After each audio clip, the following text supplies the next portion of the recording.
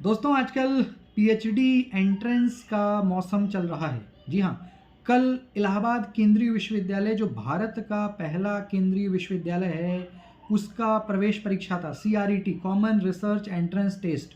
हज़ारों बच्चों ने पार्टिसिपेट किया अलग अलग सब्जेक्ट्स में। वैकेंसीज़ भी काफ़ी ज़्यादा है, काफ़ी बच्चों का सिलेक्शन भी हो जाएगा ऐसा मैं मान के चलता हूँ। कल कई सारे फ़ोन कॉल्स आए, कई सारी बातें हुई कि सर क्या होगा, क्या कट ऑफ जाएगा, आगे क्या करना है?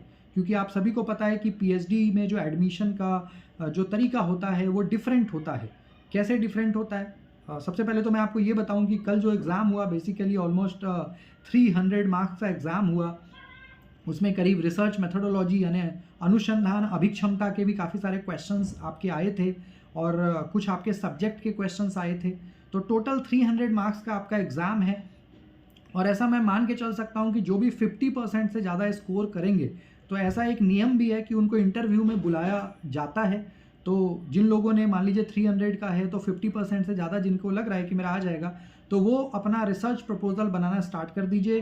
क्योंकि आपको एंट्रेंस के बाद मेल आएगा या फिर वेबसाइट जो यूनिवर्सिटी की है उस पर अपडेट कर दिया जाएगा कुछ दिनों में सभी के नाम, और उनको जो है इंटरव्यू में अपीयर होना होगा। उस इंटरव्यू में जब आप अपीयर होंगे, करीब 15 से 20 मिनट का क्वेश्चन आंसर सेशन चलता है और उसके 1 हफ्ते या 2, 4, 5 दिन के बाद आपका फाइनल रिजल्ट पब्लिश होगा। उसके बाद आप एडमिशन लेंगे।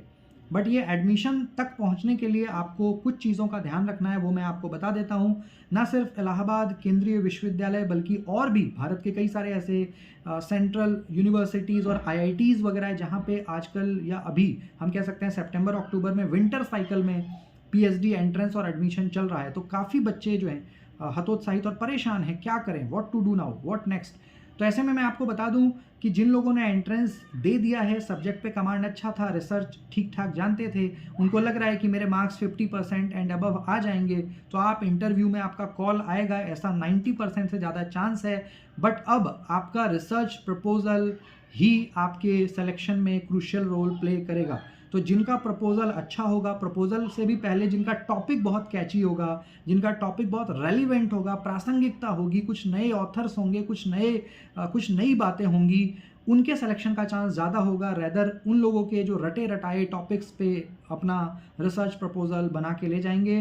तो आप इन चीज़ों का विशेष ख्याल रखिएगा कि आपका जो रिसर्च का टॉपिक हो वो बहुत नया हो, प्रासंगिक हो और कॉन्टेम्प्ररी हो।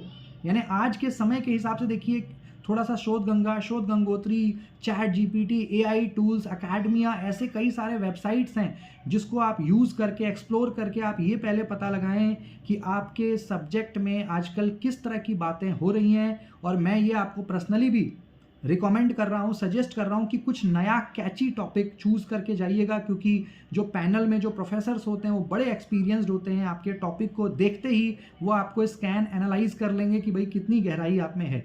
तो ऐसा गलती कभी मत करना कि भाई रटा रटाया टॉपिक और बहुत पुराना सा कोई टॉपिक उठा के लेके चले गए, वो आपको एंटरटेन नहीं करेंगे। हो सकता है आपका सिनॉप्सिस देखते ही आपको कहें कि ठीक है भाई आप जाओ, हम आपको बता देंगे, और आपका सिलेक्शन नहीं होगा, आप वहीं रिजेक्ट हो जाइएगा।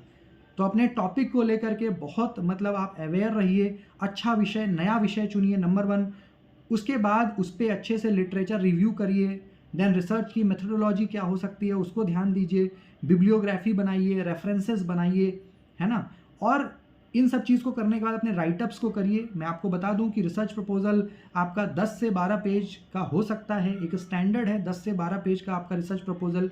आप ज़्यादा या कम, कुछ लोग 6-7 पेज का भी ले जाते हैं। तो it depends upon your topic, it depends upon you. इन चीज़ों का आप ध्यान रखिए। बट ये बहुत आवश्यक है आपके लिए कि जो आप प्रपोजल बनाएंगे, इंटरव्यू को में कैरी करेंगे, वो बहुत स्टैंडर्ड हो, फॉर्मेट बिल्कुल अच्छे से देख लीजिएगा गूगल पे। कोई दिक्कत हो तो मेरे से बात कर लेना आप। जो प्रॉपर फॉर्मेट है, एमएलए 9th एडिशन को आप फॉलो अगर कर रहे हो या एपीए, जो भी साइटेशन का स्टाइल है एमएलए एपीए, उसको टू द पॉइंट एकदम बिल्कुल अच्छे से, बहुत केयरफुली, अटेंटिवली आप उसको फॉलो करना। क्योंकि आपका साइटेशन, बिब्लियोग्राफी, इसमें अगर मिस्टेक्स होगा तो जो पैनल है वो आपको रिजेक्ट करेगा, क्योंकि वो ये समझ जाएगा कि भाई आपको रिसर्च का कोई आइडिया नहीं है।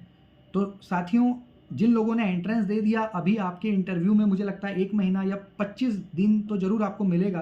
तो अब आप रिसर्च प्रपोजल पे काम करिए, अच्छा रिसर्च प्रपोजल बनाइए, तगड़ा रिसर्च प्रपोजल बनाइए और जब आप नया टॉपिक लेकर के जाएंगे, नए ऑथर्स को लेके जाओगे, एक बार पैनल को भी मतलब सरप्राइज्ड होना चाहिए कि भाई अच्छा ये भी आजकल चल रहा है। मतलब कुछ ऐसा जो स्टनिंग हो, जो थोड़ा सरप्राइजिंग हो, नया हो, कॉन्टेम्प्रेरी हो, ऐसे टॉपिक्स को लेके जाएंगे तो आपके लिए आसान होगा अपने आप को प्रेजेंट करना, और आप पैनल को, प्रोफेसर्स को ये विश्वास दिला पाओगे कि आप स्टूडियस हो, आप पढ़ने लिखने वाले स्टूडेंट हो, आप में रिसर्चर के ट्रेट्स हैं, और आप नई नई चीज़ों को पढ़ते रहते हो, ढूंढते रहते हो, रटी रटाई चीज़ों पे नहीं रहते।